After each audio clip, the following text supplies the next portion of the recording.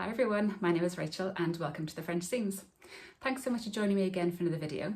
This is a short and sweet video all about basically how to make a t-shirt. So when I mentioned in my June plans video that I wanted to make all the t-shirts, one or two people said, oh, I'd love if you could go into a little bit more detail. I'm a beginner and it'd be nice to see how you approach things. So I thought that was a really, really nice idea. So because I was making the t-shirt anyway, I thought I'd bring you along with me and show you the entire process, right from the putting the pattern together, right to actually the finish the garment. So I really enjoyed making this and I hope you did too. I am not a professional, so this is the way this is filmed. Not great, but hopefully you get the idea. First of all, I'll show you one of the t-shirts that I am wearing. This is the Tilly and the Buttons Tabitha t-shirt in beautiful yellow fabric from Ecobee, and I talk more about this in my June makes video. But yes, so the Tilly and the Buttons pattern that I make in this video is actually the Agnes t-shirt. So you can make it in short sleeves, you can make it in long sleeves. So I made it quite short sleeves, so shorter than the pattern. You can do a ruched neckband, you can do ruched shoulders. I just did the plain ones. It's quite a close fitting t-shirt with a large scoop neck, and I made it in a white cotton jersey again from Ecobee, and the fabric is just fabulous, it really is. So I could make it well under a metre of fabric, well under. As I go into in the video, the pattern isn't layered. I make the size 4 grading to a size 5 at the hips and the waist and hips, and I just made the sleeves a little bit shorter, but aside from that it's basically as you see in the pattern with my own little tweaks, my own little bits and pieces that I do to make a t-shirt. So to start off with, if you do want to make a t-shirt, you obviously need to decide on your fabric. So have a quick look at a website and see if they've any cotton jersey. I think suits best this pattern. So I'll link a few of my favourite fabric shops below, and their cotton jerseys. So hopefully that'll give you the right steer. You'll need to decide on your patterns. There's tons and tons of t-shirt patterns out there. The fold line is a great place to start as well if you're looking for t-shirt patterns. So you need to buy your pattern, buy your fabric. I would highly, highly, highly recommend pre-washing your fabric. It pre-shrinks it, so you're not left with a garment then the first time you wash it, it shrinks a bit. But I think almost more importantly, and the one that I have had experience with, is that sometimes fabric can run, the colours can run. So I have bought blue, grey, black fabric in the past that you take out the colour catcher, and that's a blue colour catcher afterwards. So I'm so delighted it goes in the colour catcher, which are those little sheets you put in your washing machine to catch all the dye, rather than any of your other clothes. So if I do get quite dark fabric, I wash it separately. So I wash everything basically the way I'm going to wash the finished garment. So I wash it separately first, just with my usual fairy non-bio pods and with a colour catcher. And then I know that once it's a finished garment, I can throw it in the washing machine with the rest of the family wash, separated obviously darks and whites, with a colour catcher, with a pod, and everything will be hunky-dory. So that's how I approach it. Have a quick look on Instagram, see what other t-shirts you like the look of, see if you like somebody's fabric. I'm sure nobody really minds sending a quick message saying, I like your fabric, where'd you get it? I certainly wouldn't mind if somebody approached me saying, where'd you get your fabric? I like it. So if you do have any questions for me on that, please let me know. So without further ado, I will roll the little video that I have and I will see you on the other side. So this is my Agnes pattern printed on A4. So just to make sure that you have printed at 100%, and you can double check by measuring this little test square. Most patterns have them. This is to be 60mm by 60mm. So just make sure that's correct. Otherwise the scale of your pattern will be off. You can see that it's got 8 sizes here. That means that the pattern isn't layered. So as far as I'm aware, Tilly and the Buttons patterns aren't layered. Some pattern companies do use layers, which means that when you go into your document reader, it'll give you advice on how to do this in the pattern. You can go in and choose which layers to print. So say you only wanted to print size 4 and size 5, you can untick everything else and it'll just print out your size 4 and size 5, which obviously makes cutting out much, much easier. But with all the sizes here, it's not a massive deal. Sometimes I highlight the size that I want to cut out, but it's obviously just a little bit more complicated because you have a number of lines to work with. So I'll show you 2 methods now to cutting and sticking these together. With all patterns that you print out on PDF, you'll have to line up a number of notches. So whatever the pattern company does, here you can see 1A lines up to 1A, and then here 1B is going to line up to 1B. So whatever the pattern company does, you just follow along to that. There are 2 ways of piecing the pattern together. So this is the first way. You cut off the bottom and the right hand side to have this little strip here, and then the 2 pieces just slot in nicely together. So you can just line up that triangle and then obviously 2A down here, and you can just glue all the way along here. However, the way that I actually prefer to do, which I think is quicker, is to fold down the top corners on each of the pages and then just put them together like this. It does mean that you lose a tiny bit of the pattern because obviously it's blocking it, but you can just follow along the line. So maybe when you're starting out, you could try this way because the pages will line up exactly. And then maybe as you get quicker, you could just use the folding method, which I think is quite good. Then comes your big decision, and this I think divides the nation, whether to use a Pritt stick like this or a glue stick, or whether to use sellotape. I way prefer to use Pritt stick, I think, because then you can just do a line all the way from top to bottom.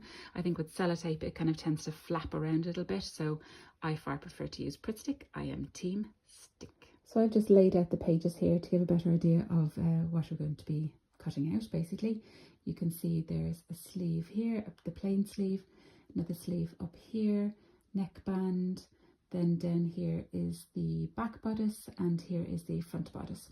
So for this there's two sleeve options, and there's a front bodice and a back bodice. In some PDF patterns they'll tell you the pages exactly to print depending on what version you want to make. So sometimes they might say if you only want to use a plain sleeve, they might say cut out, say, all the pages across here so you don't need to print them, which might make life a little bit easier. But on this just tells you to print out everything. This is a relatively small and tidy kind of printout. Sometimes obviously if there's a dress or trousers, there'll be many more pages. So when companies do say the pages that you only need to print based on what version you're making, it obviously again makes life much easier. So I'm going to be cutting out the plain sleeves, so I'll need the neckband up here, the sleeve, although I'm just going to cut out a short sleeve, so I don't need to cut out anything beyond here. I'll need the front bodice and the back bodice. So now the next step is to stick all these together. And here's the pattern all stuck together. So here's my neckband. I didn't stick together the bottom half of the sleeve because I'm doing short sleeve, and I didn't stick together the other style sleeve at all because I don't need it. And I've got my front bodice here, my back bodice here, and then this is going to be my short sleeve here. So now what I'm going to do is highlight the size that I want to cut out. So according to my measurements, I want to make a size 4 at the bust, grading to a size 5 at the waist and hips. So I've just put pink highlighter around the size 4, and then I'll show what I did for the bodice where I grade to a size 5. So you can see in the neckband, that's just a size 4. The sleeves, a size 4, just because my bust is a size 4. And I think I might cut a little bit shorter because I don't want it cropped. I think I wanted more short sleeve, so we'll see how that goes. And then here are the bodice pieces. So what I've done here is at the top, I've highlighted the size 4, and then all around the arm side here, and then down a little tiny bit here, and here's where I end the size 4, and then I start on a size 5 here. So what I'm going to do is I'm going to cut out a size 4 to here, then I'm going to cut out a size 5 to here, and then when I've got them cut out nicely, I'm just going to blend the two sizes together. It's easier to do it when you've got it cut out really, rather than when you've got the lots of lines. So that's my next step. Now I've got all the pattern pieces cut out. I've just put them on my self-healing mat here. I've had this for ages. It is so useful for cutting on. I'll link to it below. And now we can look at the pattern pieces and see if any of them need to be lengthened or shortened, and also about the grading. So here's my plain sleeve, and I've cut off here for the cropped sleeve. I know I want my sleeve a little bit shorter than cropped. I've literally just held up to my shoulder and my arm to see where I want it to go, roughly around this red line here. I just had a quick look at the pattern, and the hems call for a 2 centimeter hem. So if I want my sleeve to end here, obviously I'll need to cut down a little bit lower to include the hem allowance. So maybe I'll take off maybe about this much of the pattern piece, and then when the garment is ready, I can try it on and see do I need to take off any more, or maybe do the hem slightly smaller or larger. So that's what I'm going to do here. So I have this little ruler. This is called a French curve, which is really useful for, as it says here, grading, seam allowances, things like that. So I'm going to measure it up here. Maybe I'll take off maybe 2 centimeters. You can see here, and I'm just going to cut here with a slight curve, following the curve of the pattern, and that should be my shortened sleeve. I've now taken that off now, so we can throw that away, and I've just put a note to myself that I've taken off 2 centimeters for a short sleeve. So now with the neckband, there's no alterations needed here because I've just cut it off at a size 4, so that should be fine based on the neckline of the bodice. And next we move on to the two bodice pieces. So this is the back bodice, so whatever you do to the back bodice, obviously you must do to the front bodice as well. So I've cut it out here, starting at a size 4 up at the shoulders, the neckline, and then coming to a size 4 here. Then there's a jut out here, and it goes to size 5 down to the hem. So what I need to do first of all is this lengthen and shorten line. I need to check the bodice length of this to make sure I'm happy with the length, and then I can have a look to see if I want to lengthen or shorten it. Here's the front and back pieces side by side, And I've just measured from my shoulder down to where I like t-shirts to be, and it's worked out about 60 centimeters. So you can see the pattern is a little bit longer, but that's actually fine, because once you factor in your 1.5 centimeter seam allowance at your shoulder seam, you're now at 61.5, and then they call for a 2 centimeter seam allowance. That'll bring you to 2.5, 3.5. So it looks to be pretty spot on. So I'm actually not going to alter the length of this t-shirt at all, but I will show you how to do it. So this is what you do when you want to lengthen a bodice. So you cut straight across at the lengthen or shorten lines here, and depending on how much you want to add, so for argument's sake I've just added 1 inch here, so each of these boxes are 1/2 inch. I've put a little piece of paper underneath. You stick that all down and then just redraw your curved side seam here, and you've added 1 inch to the bodice length. Obviously you'd want to do the same thing on the front. Similarly, to shorten a bodice, again at the lengthen and shorten lines, measure down how much you want to shorten it by. So in this case I've taken roughly 1 inch, so you measure down 1/2 inch, then make another crease and then fold the whole thing up. So effectively you've done that twice. So you've got 2 1/2 inches making 1 inch, so you fold that up. You can see here this is the amount you're taking out, and then just redraw the side seams if needs be, and that's how you shorten a bodice. And similarly you have to do that on the back bodice piece as well, so they both match up. Now that I've stuck my bodice pieces back together, we can do the last step, which is grading between sizes. So as I mentioned before, I'm starting at a size 4 at the arm side, and then I want to go to a size 5 for the waist and down to the hips. So you can see this little step here that I've made. So this is where this ruler really comes in handy. You don't have to have one, obviously you can just freehand it, but I think these are really, really useful. So they've helpfully put where the waist is, which is great. So I want to become a size 5 effectively by the waist. So you can slide this around, and starting at the 4 up here, and then move it up and move it down until you have a nice smooth curve that fits very, very nicely into your size 4 and your size 5. So roughly about there. So I can draw a line all the way around here and cut that out. It just scoops out that little section here to stick with the size 4 at the bust, and then by the waist it has become a size 5, and then you can just continue on to the size 5. Obviously sometimes you might need to maybe be a size 4 at the bust, a size 5 at the waist, a size 6 at the hips. Again, you just the exact same thing, so just ever so gently keep the curve out to 4, out to 5, out to a 6. You might also have to bring it in, so you could go to a size 4, maybe down to a size 3 or size 2, and you're just scooping a bit out of here as well. But it's important to always keep those nice smooth lines, just to make the transition between the sizes as seamless as possible.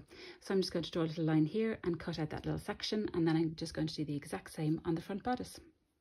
Now I've cut away these little pieces, so you can see that's the chunk I took out of the back bodice, and here's a little bit I took out of the front bodice.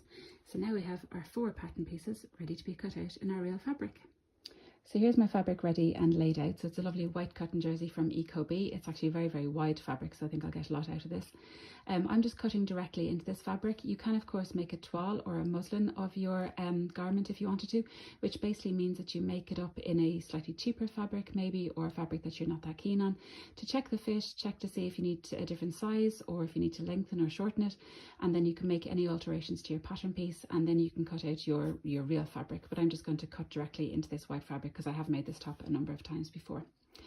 So you can use the pattern layout on the pattern instructions, which is very, very useful. For this, it tells you to fold the 2 selvage edges of the fabric, which is basically the very, very edge here. You can tell because it's a little bit sticky, sometimes it has dots in it, into the center fold, and then cut out your bodice here. But as you can see, that leaves an awful lot of fabric here. So I'm going to refold this and get as close to the edge as possible so I get as much out of my fabric as I can. So I've just refolded my fabric here, and as you can see, the back bodice fits very nicely here with minimal wastage here. Always pay attention to the instructions. So this says place on fold, so that's what I'm doing here. This is a folded edge right here. And then on other pieces you might see a grain line, so always make sure that the grain line, which is basically the direction of the fabric this way up and down, is exactly the same as on your pattern piece. This is a solid fabric, so it's fine, but if you did have, say, a print, or if you wanted to pattern match fabric, then that can be an entirely different video. But say if you did have a pattern on this, there might be a direction to it, so you might have to have it one way or the other. So just be very, very careful of what type of fabric you're using and what you want the overall garment to look like. But for me, I think this looks pretty good, so I'm just going to cut this out. I did find this, which I think makes a wonderful pattern weight. Little xylophone. So I'm going to pop that there, and I'm going to use my rotary cutter, which I absolutely love. I've lost the back of it, and just cut out the pattern here, and then I'm also going to snip the little notches here, which are very, very useful when you're lining up your fabric. I've now used the rotary cutter to cut around the outsides, and I've just made little snips in the notches here for the shoulder seams and 2 little ones here from the armhole. So on pattern pieces usually there's 2 notches to signify the back armhole, and then there's going to be 1 on the front bodice. So now I'll do this exact same thing again for the front bodice. I've refolded my fabric here. You can see the bit I cut there earlier. This is the front bodice, and you'll notice now that this is upside down because this is where the fold line is. So just be very, very careful in doing that. So I'm going to do the exact same thing, cut all the way around with my rotary cutter, and then just double check my notches here and just give them a little snip as well. And that's both bodice pieces cut out. This is now my front bodice piece cut out. And you can see I've done the little notches here and just 1 notch here to signify the front bodice. So for the sleeve, I've unfolded and refolded my fabric again, and as luck would have it, because this is a metre of fabric, I can just about fit the bodice here and then the short sleeve at the very end, which is very, very nice. So with the sleeve, you need to cut 2, and they're mirror images of each other. So you can see I folded this over here. So here's the right side of the fabric, and then this is the wrong side. So basically we'll get 2 mirror images of each other. And this just about fit here. So I'm just going to cut this out now. And these are the 2 back notches for the back bodice. Then you've got your shoulder seam here that'll line up, and then you've got your 1 notch here for your front. So I'm going to cut this out now. Last but by no means least, I've unfolded and refolded my fabric again, and here is the neckband, so you can see here to place it on fold. So I'm going to cut that out now, and then we're pretty much done. Just remembered I should have mentioned about the grain line. So you can see here on the sleeve, it's this arrow here. So always make sure that arrow lines up perpendicular at the very, very edge of your fabric to make sure that your sleeve is very, very straight. And that's everything cut out. So I was left with these little scrappy bits, so they're going directly into my closet core poof.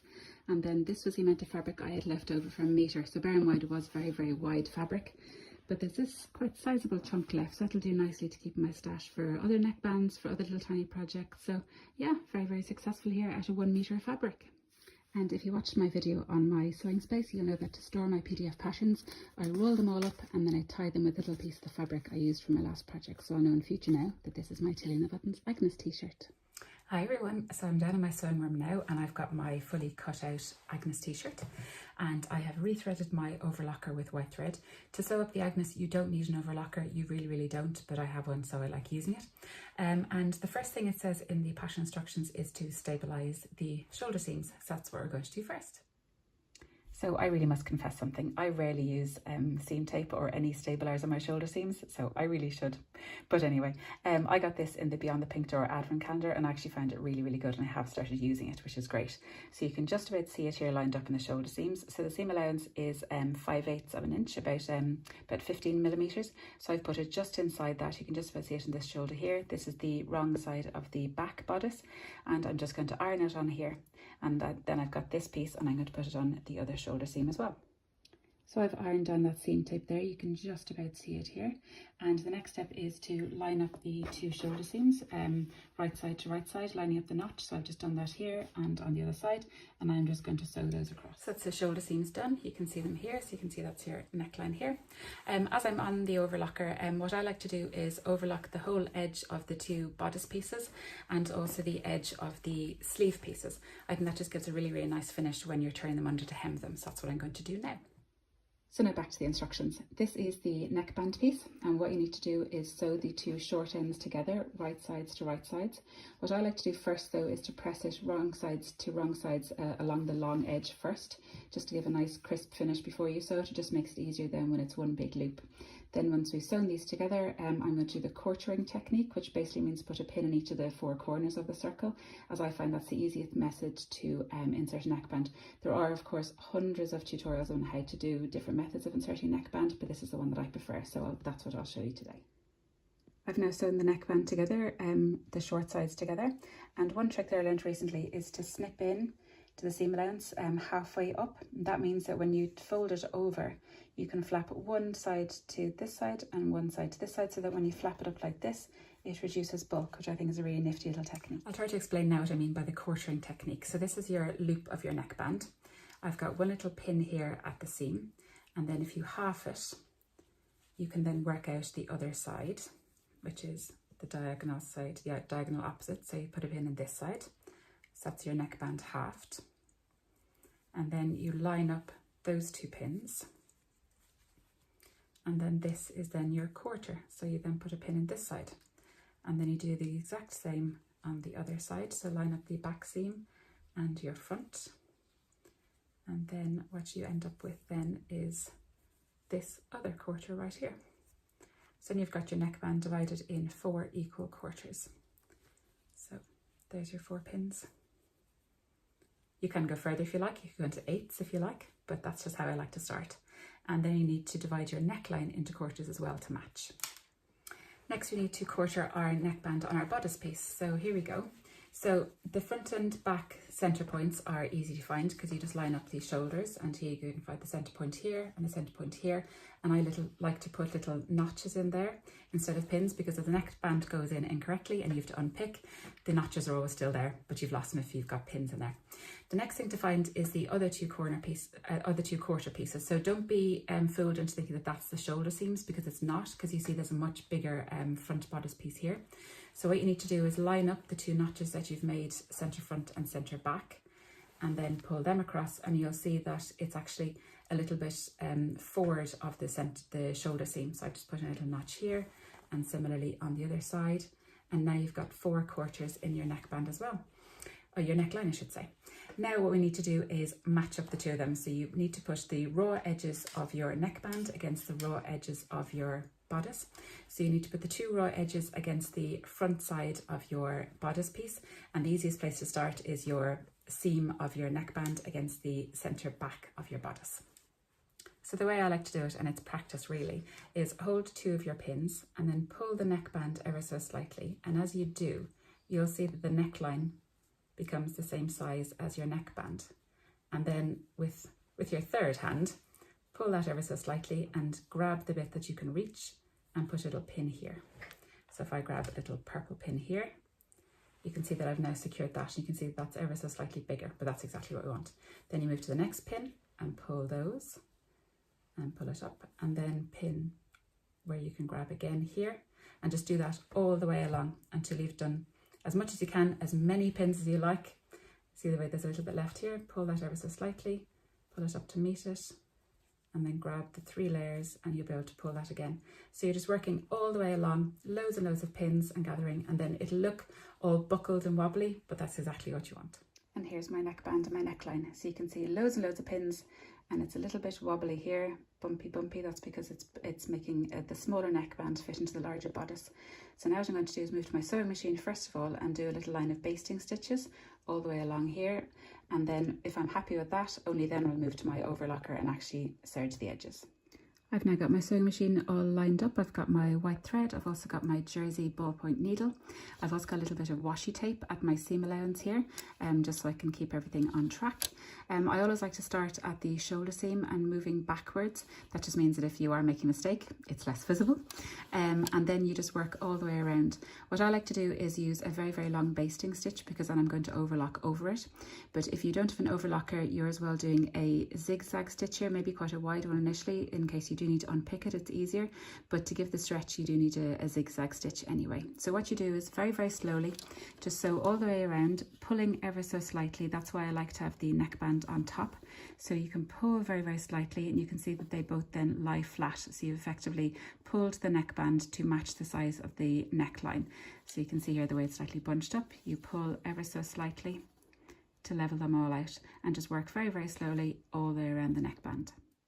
So here's my neckband once I've sewn it. So if you flip these up, it's not bad. I don't think there are any tucks anywhere. I'll give it a quick check.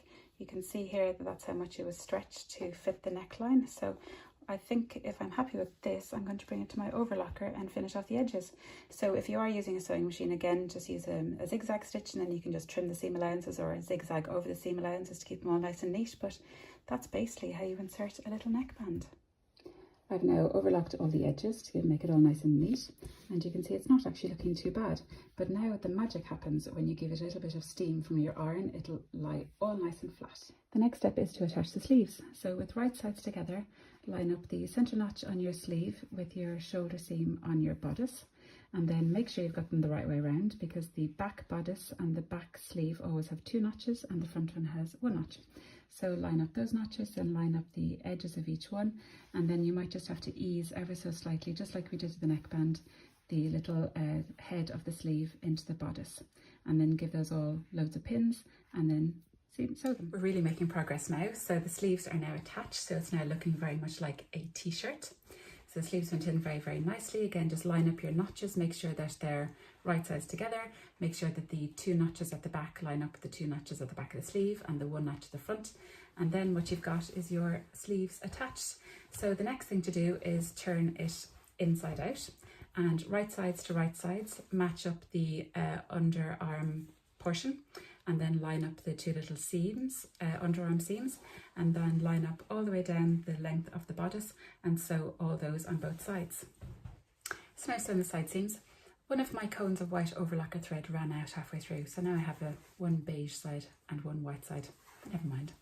So now you have a t-shirt, and what I'm going to do now is I'm going to give this a quick try on, check the length for the sleeves, check the length for the hem, and that's our last step.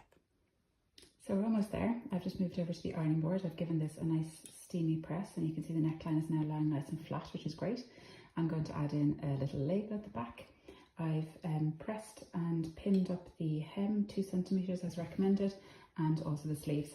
I tried on the t-shirt and the length of it is absolutely perfect. The sleeves were a little bit long, so I've taken a little bit off the length there and pinned them up again 2 centimeters. So now I'll move to my sewing machine, where I'm going to line up my twin needle and top stitch all around here to hem the bodice piece and the 2 sleeves. And that's it pretty much done. So coming to the final step here, I've moved to my sewing machine. I've got my twin needle attached. I've got some new washi tape with my 2 centimeter seam allowance. I've set my stitch length to be quite long, and I'm just going to twin needle top stitch all the way along the hem and the sleeves.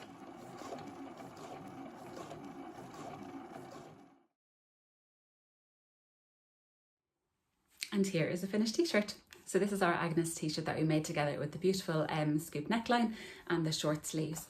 I'll pop in a few pictures, of course, to show it off to its full glory. So I really, really hoped you enjoyed that. I hope it gave you a little insight on how to make a t-shirt, and I hope from those skills you'll be able to build on to make more t-shirts in future, or maybe a dress. Don't be scared of jersey. A lot of people say when you start off, start with cotton, start with more stable fabrics. I think jersey is great to work with as long as you use the correct needle and take your time, lots of pins. I think it's a great, great fabric to start with. Of course, the fit is always more forgiving, which is great. And I don't know about you, but I'm more inclined to wear a jersey t-shirt than I am a woven t-shirt. So I really hoped you enjoyed that. If you have any questions, please leave them for me below. I'd love to answer any of them. And of course, you know how much I love having the chats. If you'd like this video, please give it a thumbs up and please consider subscribing. And I will see you all again in the next video. Take care, everyone. Bye.